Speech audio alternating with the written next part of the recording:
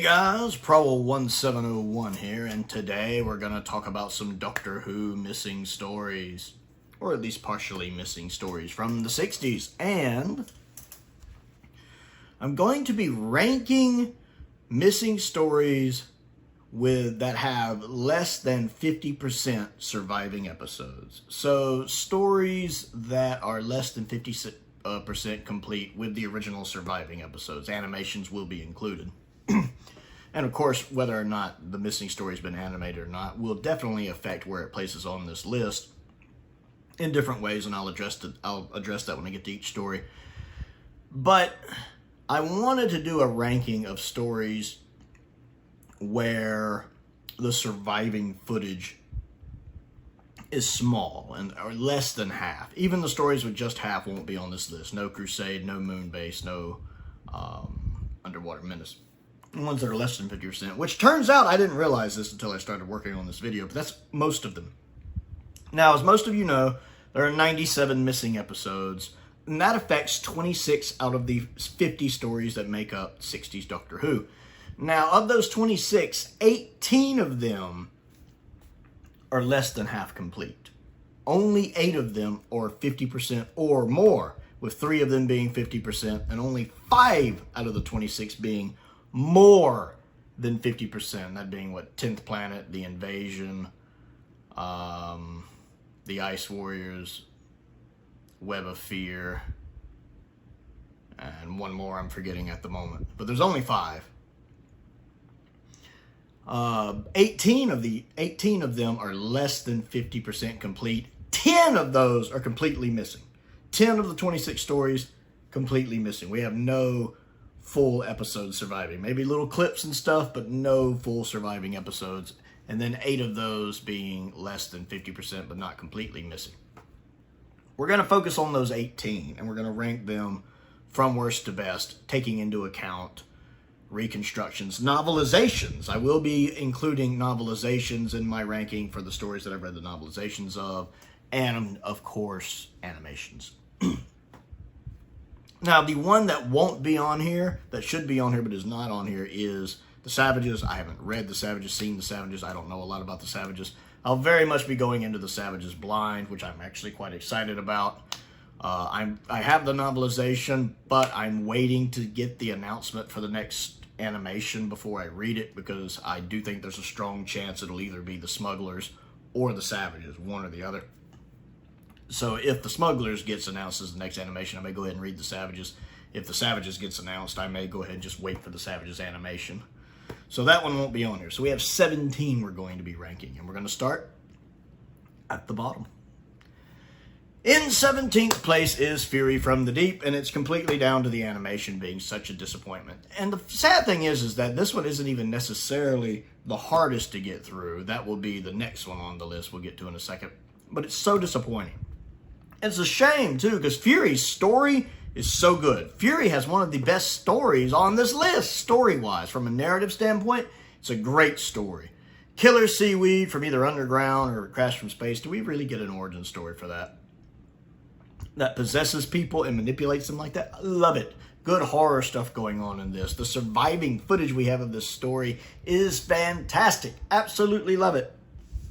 It's such a shame that the animation...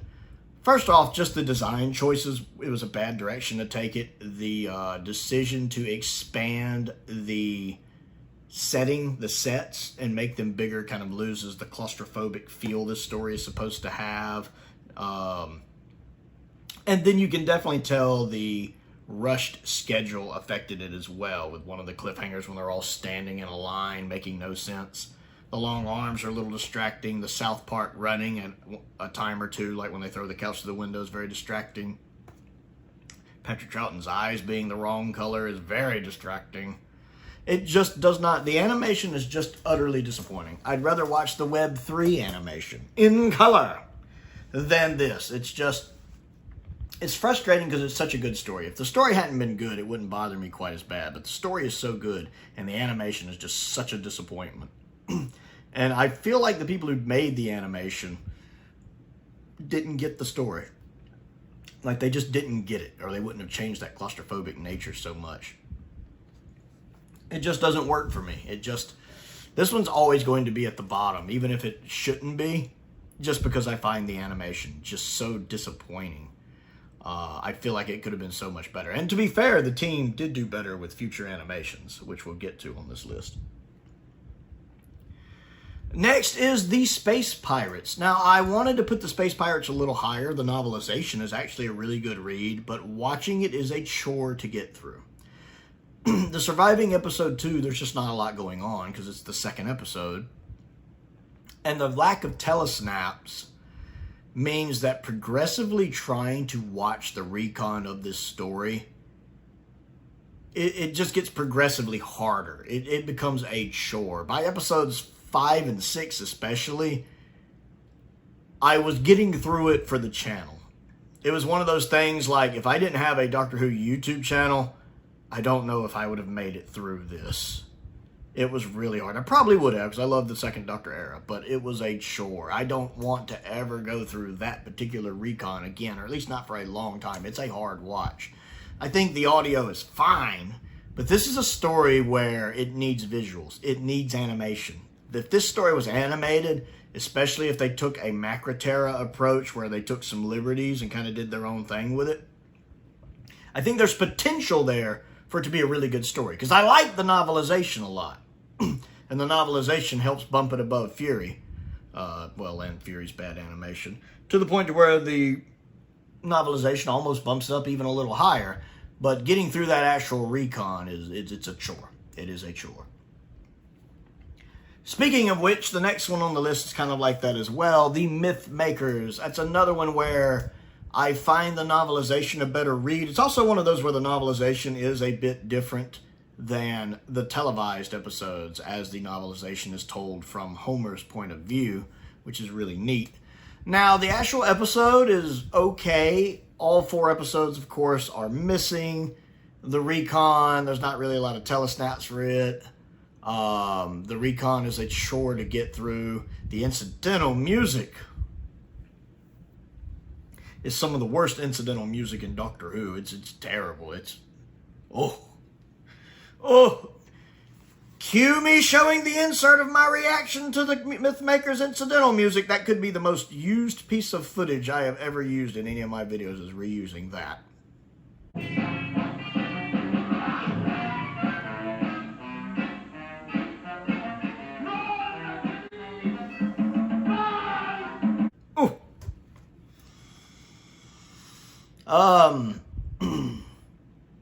The story is fine. I really like the guy who plays Odysseus, just from his voice work. I liked him. Is it not Odysseus? Yeah, it's Odysseus, yeah. And it's interesting that the Doctor dismisses the idea of the Trojan horse and then later has to be the one that comes up with it, and how they think he's Zeus at the beginning, and it's okay. I guess the departure of Vicky isn't the best in the world, but it's not the worst in the world either. It's one I think I would definitely enjoy more if I could get a surviving episode or so of it to watch would be better. I do like was it Cassandra? The one that kind of prophesizes the future. I do like her, the actress, just from the voice work, the actress playing her is great. And the King, I did like the King. Prem, I did like him a lot in it too.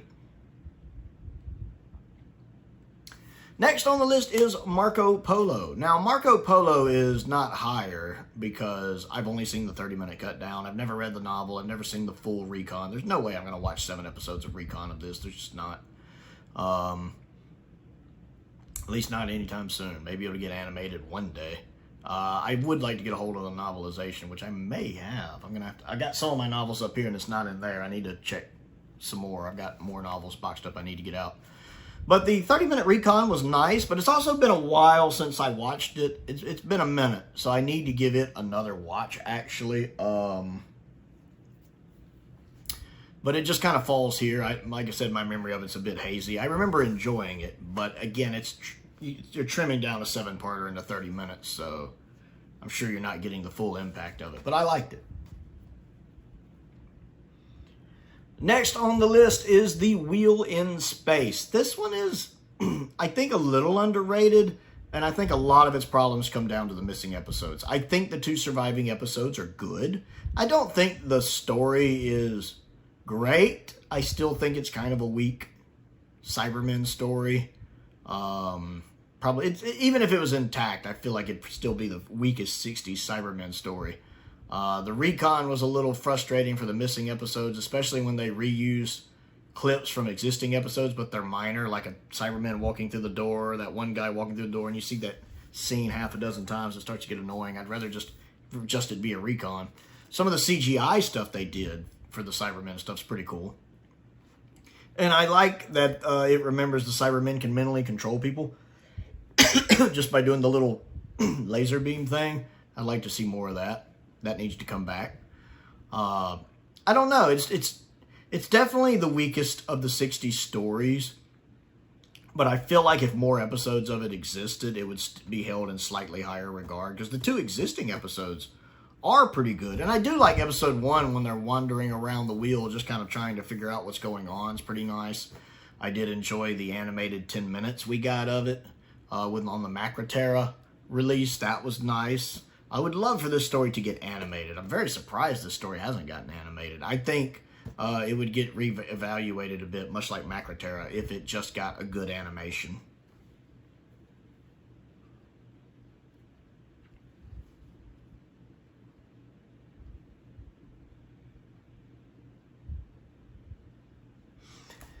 And next on the list is Dalek's Master Plan. This one is definitely affected by the missing episodes, because there's 9 missing episodes. It is a chore to get through. Again, with there not being a lot of telesnaps, it came out during that John Wiles era. He didn't use John Cura, so the reconstructions are a bit rough, and there's 9 episodes of them. My hat's off to the people who made the reconstruction. That was a lot of work, and the fact they add in movements and stuff to show people using their... Like, they really put a lot of effort into it. My hat's off to them. But it is still hard to get through 9 episodes of that. It's nice that you get the surviving episodes there, and the surviving episodes are good. Episodes 2, 5, 10. Episode 10, I get more of the Meddling Monk. I love the Meddling Monk. Peter Buttersworth is so great in that role. I love having the monk back for 3 episodes. I do find Mavic Chin a little over the top, and he does start to grate on me a bit. And I don't understand how he can never realize the Daleks are going to screw him over and kill him anyway for someone who's supposed to be so intelligent. I don't get into Mavic Chin as a character. Honestly, he just feels a little two-dimensional and overly bombastic to me. Nothing against, was it Ken Stoney, the guy playing him, who of course plays Vaughn. He's doing a good job. It's just the way the character is done just doesn't work for me. The way he's written, a little over-the-topness doesn't quite work for me. Also, just the story in general is too long. Episode 7 does not need to be there. The Feast of Stephen is probably the episode that we will probably never get back. It's probably the one certain episode there's no way we're getting back. I'm fine with that. I don't really care for the Feast of Stephen. I guess as a Christmas episode, it's fine, but I really think of Dalek's Master Plan as an 11-parter with a bonus episode. I didn't really care for it. You could have skipped right past it. If when they did the animation for Dalek's Master Plan, they skipped over it, I'd be fine with that and just had it on there as a reconstruction. I would be cool with that. Even at 11 parts, though, I just feel like it drags on a little too long from a narrative standpoint. I feel like it should have wrapped up sooner. Now, maybe if we ever get to see the whole thing, either they somehow recover all the episodes just miraculously, or we get it animated, maybe my opinion will change. But with only having a fourth of the story and 3/4 of the story being 9 episodes that we have to do through recons, it's a chore to get through. It is a chore to get through, and that's why it ranks where it does. And you may have noticed that a lot of the ones we've talked about so far are ones that don't have animations, because some of the recons are just hard to get to. Some of them are well made. My hat's off to the Loose Cannon team, for sure. But they're still harder to get through. Now, it's a little more helpful in something like the Space Pirates if you've read the novel ahead of time. So a couple of the ones we'll talk about, and same with the Mythmakers. If you've read the novelization and some of the ones we're still going to talk about, it does help going into the recon for the first time to have the knowledge from the novelization in your head. But it doesn't surprise me that most of the bottom ones are ones that haven't had an animation yet, because the animation really does help to experience and enjoy the story better, in my opinion. Or I should say for me personally. Speaking for myself. And I am unanimous in this. Next on the list is the Faceless Ones. I do like this one a lot. The animation for it is very good. It's a little step down, I think, from Macroterra, but it's very good. Trouton's face looks a little weird in it. But I like the story. I think it drags a little at 6 parts. Not badly. I think it's fine. Drags a little at 6 parts. I like the fact that the episodes match with the surviving episodes. The animated episodes match with the surviving episodes to where the locations match up. They didn't really try to do their own thing with it until the more later episodes where you go to locations that aren't in the surviving footage, like the alien ship. Then they kind of go bigger than life, which works. It works. I'm very pleased with how the animation team tackled dealing with the fact that they were dealing with a story that had surviving episodes. 2 surviving episodes, a third of the story.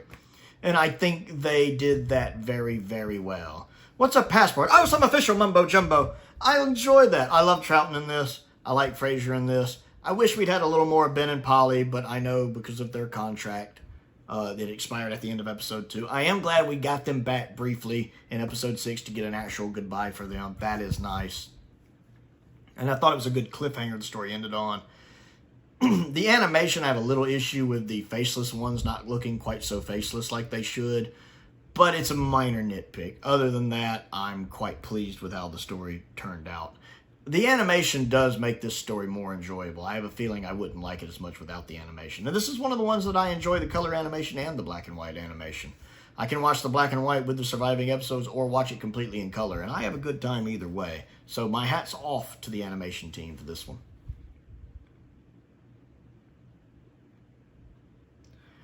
Next on the list is the Abominable Snowmen. This is a good one. I like this. I feel like the Fury from the Deep team had come a long way at this point.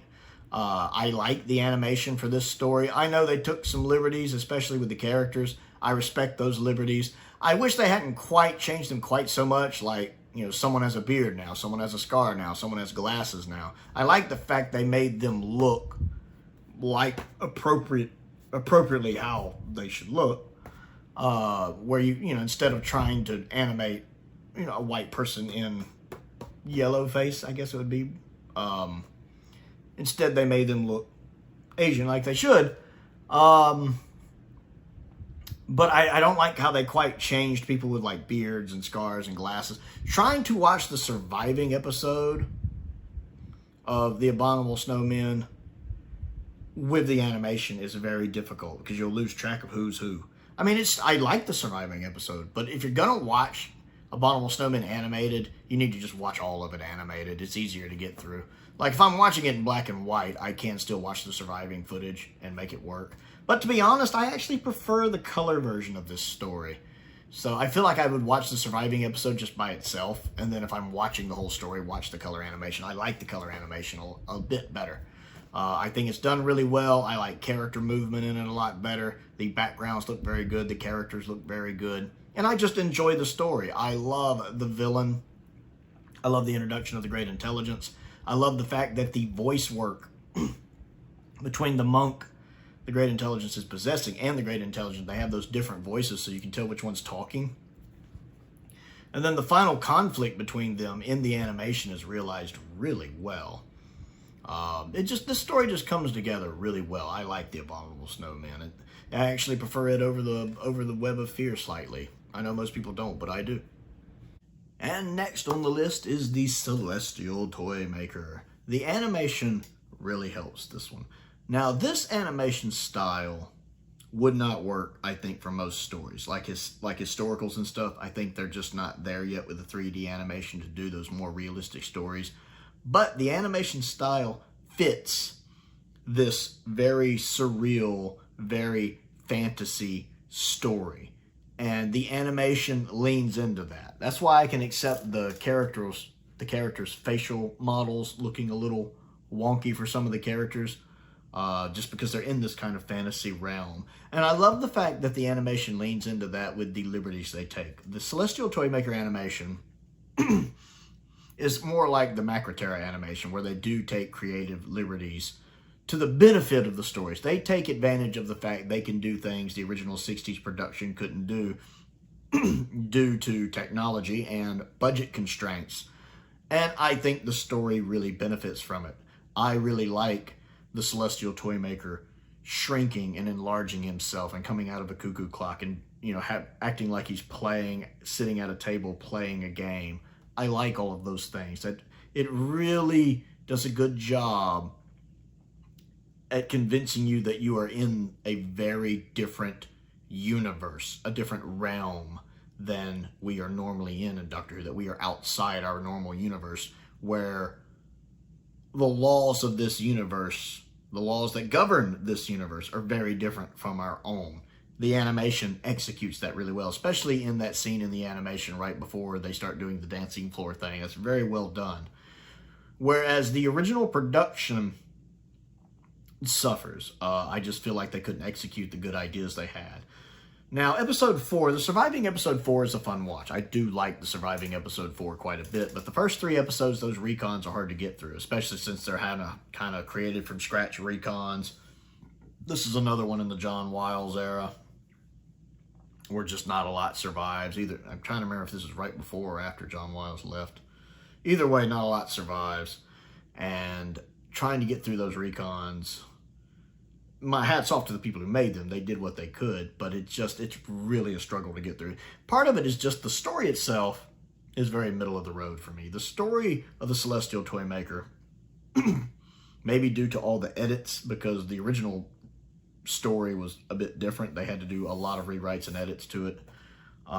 If you look at the behind the scenes stuff for it, it's just kind of, it's not really a memorable one. Graham Strong famously recorded over his recording of this story simply because he didn't care for the story.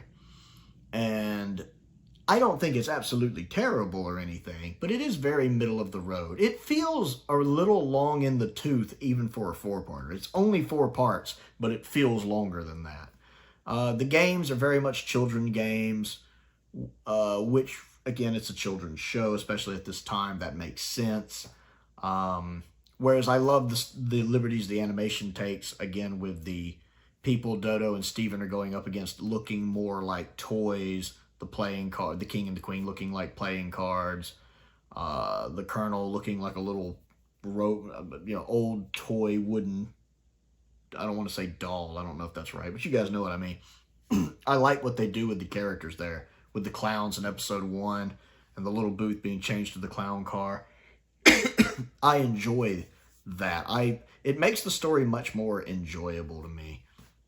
I really like Michael Goff in this. You really learn with the animation just how much he does with his voice in this. His voice is just, it's perfect casting for this role. His voice is just perfect as the toy maker here. I very much enjoy it.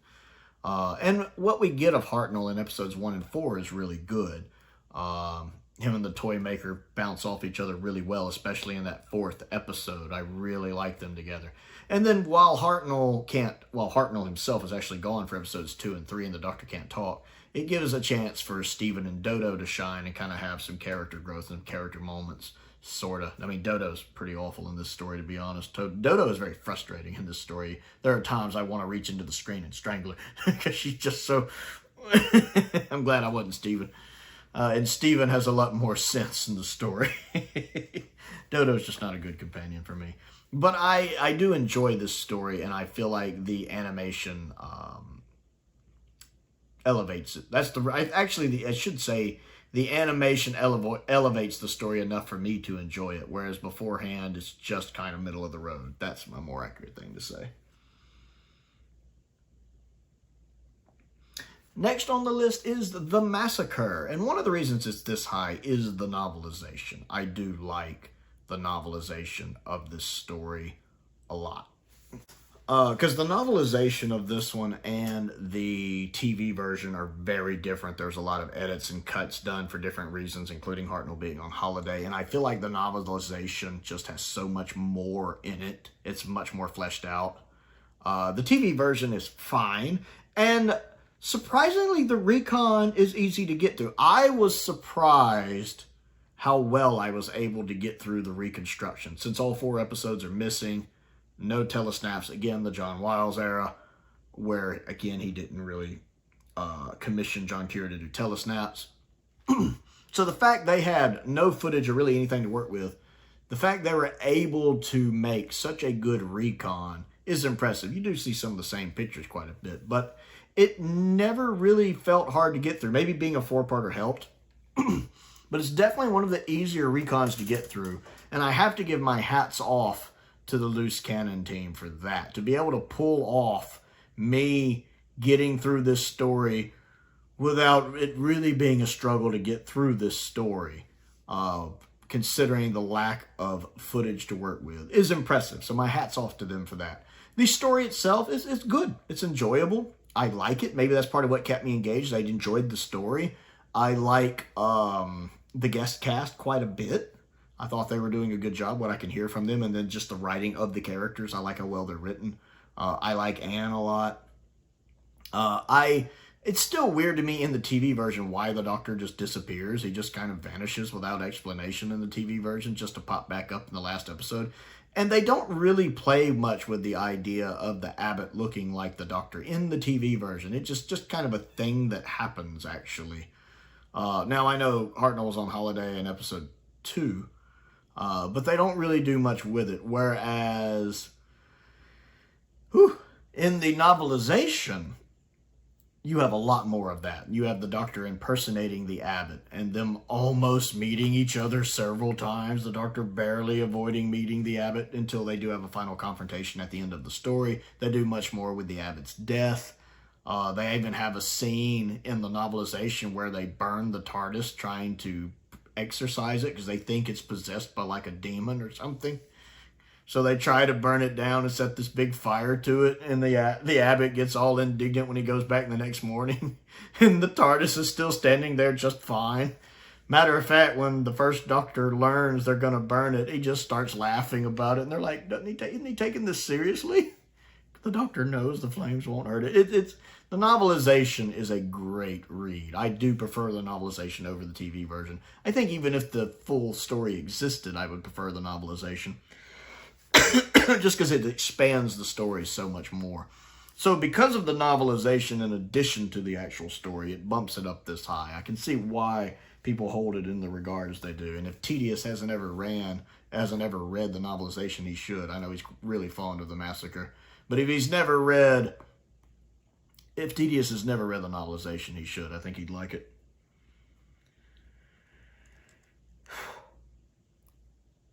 Next on the list is Galaxy 4. I enjoy Galaxy 4. I mean, the lesson is don't trust attractive blonde women. Yeah. I needed to have seen this story when I was like 5 or 6 years old. It took me a lot longer to learn that lesson. I have indeed learned that lesson. Speaking of which, I just watched an episode of Blake 7. I think it was called Mission to Destiny. Yeah.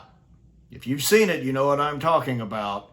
When I found out who did it at the end, I was like... I do like Galaxy 4, though. It is a great lesson for children about not judging a book by its cover, with, of course, the attractive blonde women being the bad people and the not so traditionally attractive reals being the good people, the good guys. I like that. I very much enjoy that. It is a good lesson for kids to learn that you can't judge by appearance. Unattractive people can be pleasant. Attractive people can be not so pleasant. Of course, attractive people can be pleasant. Unattractive people can be not pleasant. That's a whole nother story. My favorite version of this to watch is the recon with the surviving footage. That being said, I still like the animation. I like all 3 versions of this story. The problem is that the surviving episode does not match the animation. They change up so much about the Real's encampment. It's like they're trying to make you think that you're in the real ship. But the Doctor never goes in the real ship, really. They're usually in just the little encampment outside the ship, which if you're watching the animation, you can lose that and think you're inside the real ship. And I don't like that change at all in the animation, by the way. While still liking the animation. So if you're gonna watch the animation, you need to just watch it completely animated. Whether it's the black and white version or the color version, just watch it completely animated. Matter of fact, if I'm watching the animation, I'm probably gonna watch it in color. because the color looks really good. The colors really pop on this. I do like that a lot, especially the orange sky and everything. It really does have that 60s Star Trek look to it with the colors they use, and I like that. So if I'm watching the animation, it'll probably be the color version. The likenesses for the characters are all right. The Hartnell's isn't quite right, but it's fine. I think Vicky's and Steven's are good. Steven's isn't perfect, but it's good. And Vicky's is spot on. The animation for the Dravens doesn't really do much. And what Mara, or whatever her name is, I know they make the clones all look alike because they're supposed to look alike, but I don't know. I don't like that as much for some reason. But the Chumleys are nice. I wish they'd gone with 3D Chumleys like they did the Daleks. But the 2D Chumleys are still nice. It doesn't quite get their little quirks and personalities right for me, but it's good. I enjoy the animation. But I really like the recon. I feel like the recon works well. The first episode, we do have about just under 6 minutes of that episode surviving. I think it is the longest clip of a not complete or complete episode that we have. So we have basically a fourth of that episode complete, which is pretty nice. It gives you a little bit of that story there at the beginning. We have all of episode 3.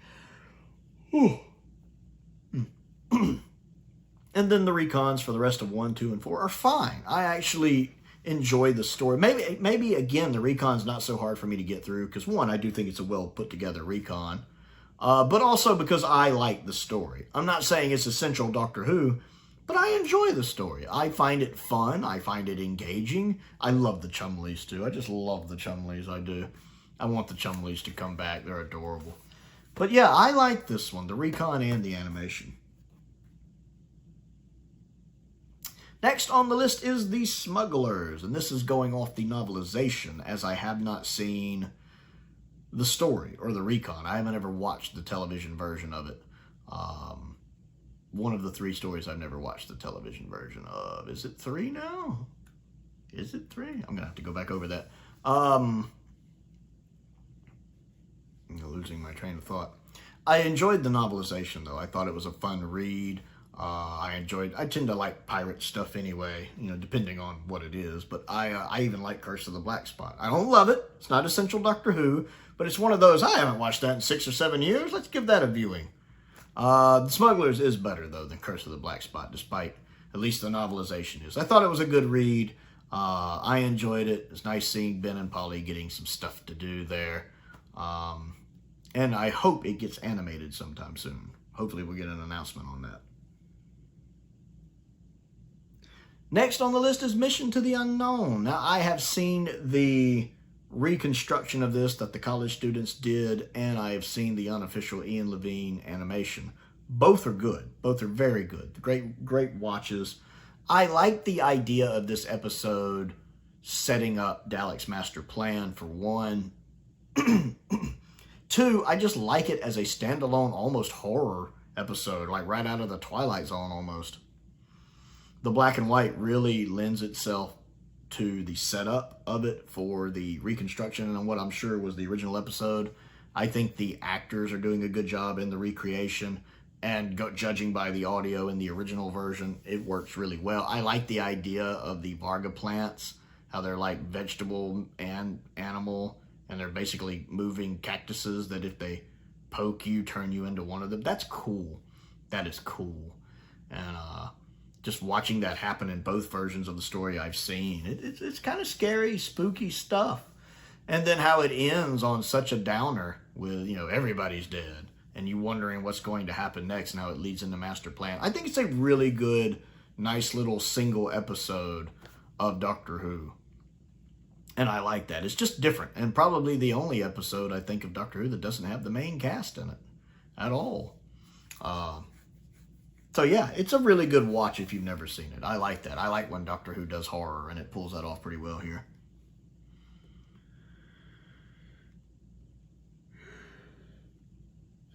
Ooh. Next on the list is Evil of the Daleks. Yes, David Whittaker. David Whittaker gets the Daleks so well. This is a good 7-parter. Could it have been a little shorter? Maybe 6 parts. But I like it. Again, it shows the Daleks at their manipulative evil and the lengths they'll go through to get their way, holding Victoria hostage and basically blackmailing people to help them. And I like the fact it takes place in these different locations, with the first episode basically being in 1966 and episodes 2 through 5 basically being in 1866, and the last 2 episodes taking place on Skaro. I do like these changes of location to kind of change the tone of the story a little bit. I do enjoy that. I like the guest characters well enough. I don't like in the animation that the guy with the beard who's trying to learn alchemy and all that never smokes his cigar. He holds his cigar, but he never smokes his cigar. While in the surviving episode 2, you see him puffing on the cigar. In the animation, because cigars are bad for you, I don't like when they insert that kind of modern day stuff into this classic story.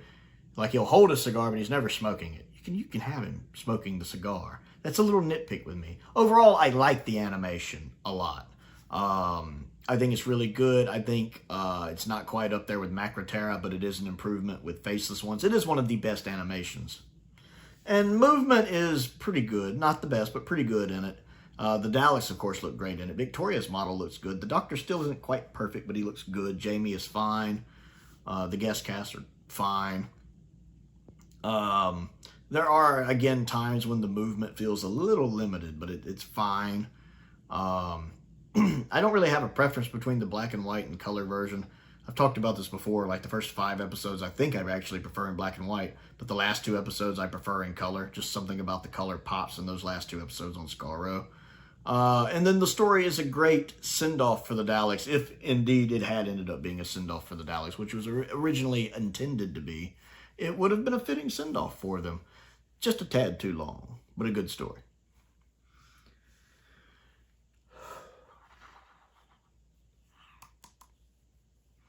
Number 3 on the list is the Highlanders. Maybe higher than some would have it, but I find the Highlanders just to be silly fun. I love that. I find it entertaining. I read the novelization first, and then I watched the reconstruction.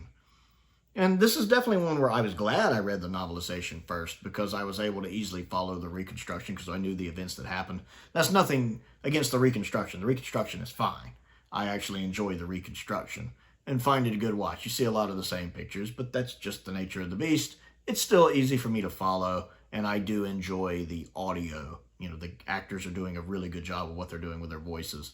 It's just fun. I love the introduction of Jamie. Jamie's one of my favorite companions. The Doctor in disguise as the old lady is hilarious to me. And the fact when he goes back for his regular clothes, they've been thrown in the trash heap, and he's all indignant about it. I like the fact that one of the antagonists, the one that likes Polly, ends up kind of being a good guy. That's neat. And I do like the fact the other antagonist, the kind of more lawyer type one, gets his comeuppance at the end. I do like that. I love the funny scene when the Doctor's checking the guy's eyes. Your eyes, are they sore? And he's like banging the guy's head against the table. That scene's absolutely hilarious. When I read it in the novelization, I'm like, I hope this scene is in the televised version, which it is, and I love that scene. It's just hilarious. We find out Ben's a good swimmer, too. This one's a lot of fun.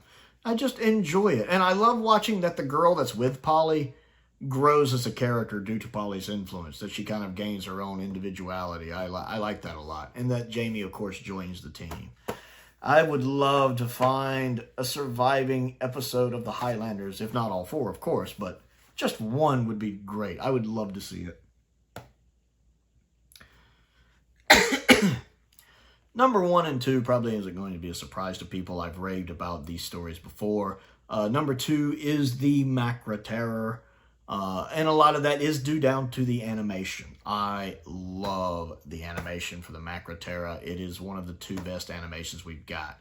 It's the best post-power animation we've got, whereas I consider Moonbase the best pre-power animation we got. I love the creative liberties taken here. It absolutely elevates this story to whole new levels. I will give the concession that the incidental music of the story doesn't always match the look of the story because of these liberties, but that is not really a bother. It's not something that bugs me or bothers me. It's something I make note of in the back of my mind that, okay, the incidental music doesn't quite fit what I'm seeing on screen. But then my mind's like, but that's cool. That's cool. This looks awesome. I like the fact they make the Macra look threatening and intimidating and make them how big and scary they are with the fluidity of movement they have. This animation, more than any other animation, the fluidity of the movement of the characters is wonderful. It's perfect. And the way they move their faces, the facial expressions, the way they move feels more natural than any other animation, especially post-power animation, where I just love what the facial movements are doing. I think part of this is down to them using Sun and Moon Studios to help make this one, and they didn't use them again, and they need to use them again. They need to spend the money, get Sun and Moon Studios, and get them back and do another animation like this one. Troughton looks almost perfect. The nose isn't 100% quite right, but it's almost spot on. I think Polly looks good. I think Jamie looks pretty good. Maybe not perfect, but good. Now, Ben looks a little off. Ben's not quite right, but that's just a minor nitpick. I think the guest cast look really good. You can tell who's who comparing them to pictures very easily. This one is just a fun watch. And this is a story that is probably just a B story. Obviously, it wasn't one that's well known in the fandom, well regarded in the fandom, and I feel like the animation has elevated it for a lot of people. I think a lot of people now have a much higher opinion of it due to how good this animation is. And it works for the color and the black and white version of it. They're both fantastic. I don't have a preference between them. And they have a different feel to them. Like if you watch the color version and then you watch the black and white version, they feel different. Something I get, it's a different viewing experience for me. I like both equally. It's more just which viewing experience am I in the mood for at the time. Because they're both really good. I think I tend to go with the color version more often than not. But the black and white version is equally good. It's just what am I in the mood for? Especially since the black and white version on this one is also in 16:9. It's not one of the ones where they crop it. Whether you're watching the color or the black and white version of Macra, they're both in 16:9. I think they didn't really start cropping the black and white ones until the faceless ones. Fury doesn't crop either. I think all the ones after the faceless ones, besides Fury, crop like Fury, like faceless ones does, which I'm also fine with. It doesn't bother me. But I did want to make a note that Macroterra does not crop. The black and white version is in 16:9.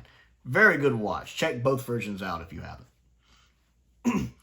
And then number one on the list is Power of the Daleks, especially the special edition animation.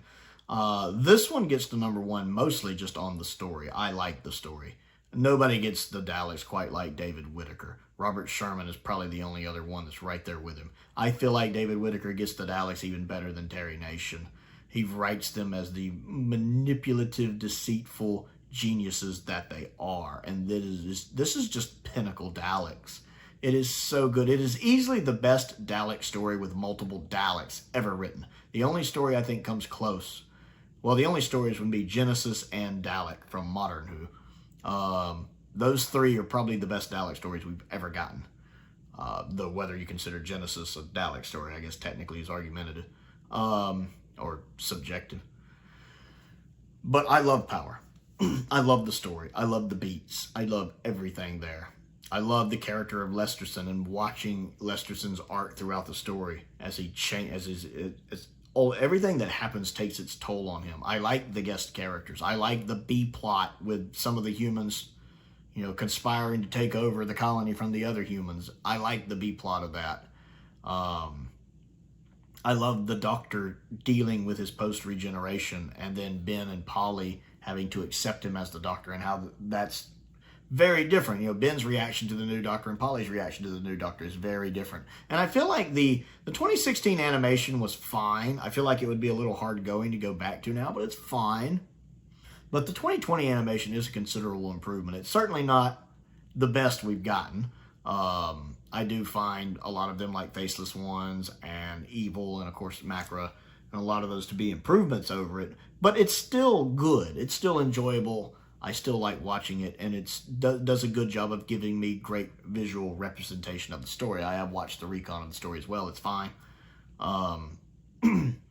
But combined with the special edition animation, I just feel like this is one of the best Doctor Who stories we've ever gotten. And the fact that it is completely missing and having to be watched via animation is a testament to just how well written this story is. It's kind of the inverse of Fury from the Deep, whereas Fury from the Deep, which is at the bottom of my list, has a really good story, but I still can't put it any higher despite that good story because I just find the animation to be so badly done.